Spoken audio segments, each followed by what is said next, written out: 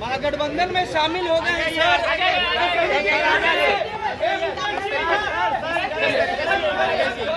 बहुत बहुत धन्यवाद आप सभी को। आज हम लोग महागठबंधन इंडिया गठबंधन के लिए हम लोग प्रचार पे निकल रहे हैं और मजबूती से शानदार। आपने देखा कि पिछले कई सालों से लगातार हम लोग 10 साल से अपने समाज के बीच में हक अधिकार के लिए संघर्ष कर रहे हैं और ख़ास करके अति पिछड़ा में निषाद समाज के सभी उपजाति में एक हमारी पहुंच बनी है और पूरा उत्साह के साथ मजबूती से वीआईपी पार्टी के जितने भी कार्यकर्ता हैं मजबूती से लड़ाई लड़ रहे हैं अपने अधिकार के लिए, अपने हक अधिकार के लिए। पिछले 10 साल से नरेंद्र मोदी जी की सरकार है, किसी का नहीं सुनते हैं, जो उनके मर्जी मन आते हैं वही करते हैं। आप एक भी कोई भी व्यक्ति अपने दिल पे हाथ रखकर सोचिए कि ये देश में लोकतंत्र है या राजतंत्र है। आज देश में लोकतंत्र खत्म हो रहा है, ये ऐसा लग रहा है कि हिटलर शाही है। आप बताइए कि आप लोग कभी सुने हैं कि डायरेक्ट कोई मुख्यमंत्री को उठा के जेल में डाल दिया जाए? हमारे देश में 2-2 मुख्यमंत्री को देश में जेल में डाल दिया गया है। एक भी युवा को रोजगार नहीं मिल रहा है। अग्निवीर के तहत 4 साल पर रिटायरमेंट किया जा रहा है। सिर्फ 5 किलो चावल ही आज नरेंद्र मोदी जी समझ रहे हैं कि विकास है, लेकिन सिर्फ 5 किलो चावल ही देश में विकास नहीं है।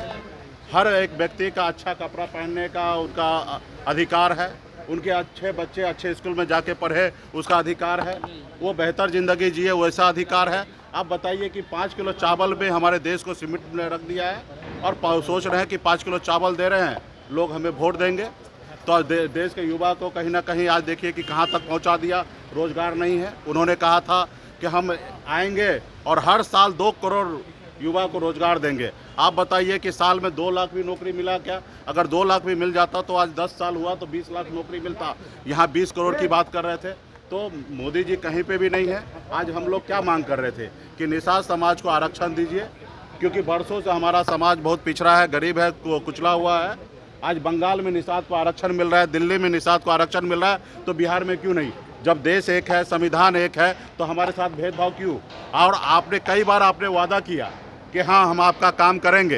तो हमें नरेंद्र मोदी जी से लड़ाई नहीं है, हमें भारत सरकार से लड़ाई है कि आप जिस कुर्सी पे बैठे उसका गरिमा को मानिए और जिसको देश में जिसका भी समस्या हो, चाहे वो SC ST OBC तमाम हर जाति धर्म के लोगों के लिए, युवा के लिए काम कीजिए।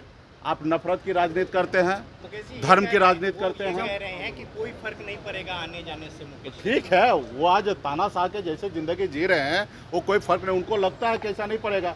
इस देश में हिटलर भी नहीं रहा इस दुनिया में। तो अभी उनके पास इतना शक्ति है, जो चीज़ नहीं करना चाहिए वो कर रहे हैं। हम लोग कभी कल्पना भी नहीं कर सकते हैं कि सत्ता पावर में आके ऐसे पावर को दुरुपयोग करना चाहिए। आज उनके पास है, पैसा है, धन बल है, ताकत है, ED CBI है, जिनके मर्जी फर्जी केस बना कर उनको जेल में डाल देना। आप बताइए ना कि ये लोकतंत्र में सही है? आपने अभी बॉन्ड के जरिए पता चला, आपने देखा कि किस तरीके से चंदा ले रहे हैं। अपने आप को हिंदूवादी राजनीति करते हैं, हिंदू कहते हैं और गौ मांस कंपनी से पैसा 250 करोड़ रुपया चंदा लिया। आप काम के बदले में पैसा लेते हैं, ED का पेपर दिखा के हज़ारों करोड़ रुपया लेते हैं।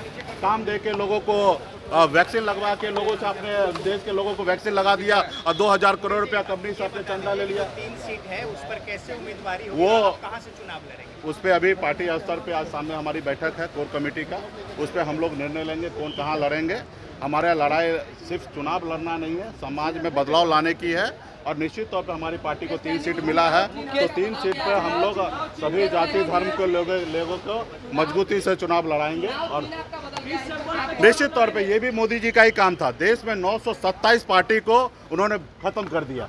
वो बहुत प्रयास कर रहे थे कि मोदी जी की वीआईपी पार्टी भी खत्म हो जाए, लेकिन इसके लिए हम लोगों ने मेहनत किया। चुनाव आयोग जितना बार जो पेपर मांगा हमने दिया और हमने अपनी पार्टी बचाने में कामयाब रहा।